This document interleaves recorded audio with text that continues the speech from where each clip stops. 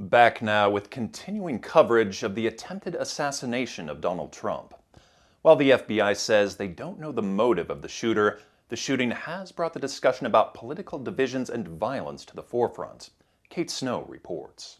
Take a look at what happened.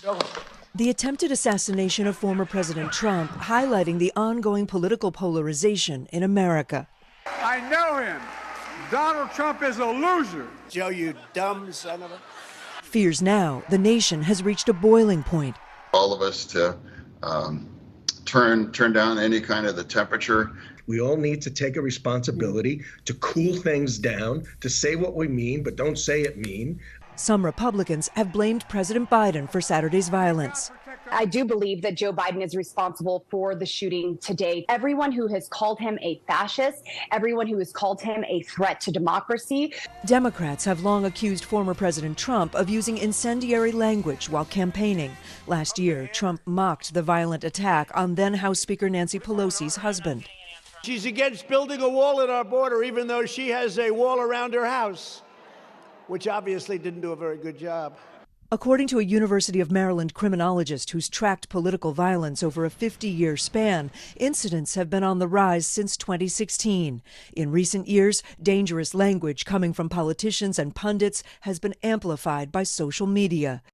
The hateful rhetoric increasing, and so is the real-world violence.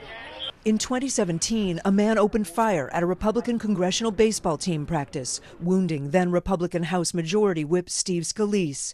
While in 2020, the FBI foiled a plot to kidnap and kill Michigan Democratic Governor Gretchen Whitmer, and President Trump famously saying this on January 6th.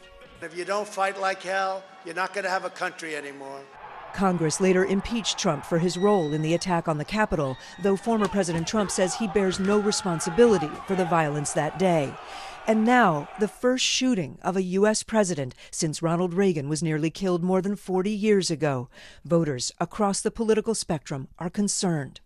I hope that this is not used for propaganda to support violence one way or the other. Whether you're left or right, that there is no tolerance and there's no room for terrorism, for violence, for assassination attempts in this country. We may have differences, but we can still have one goal in common, is to be, civil to each other. The country's leaders warning the current political climate cannot continue. The greatest threat to our nation right now is we're horribly divided.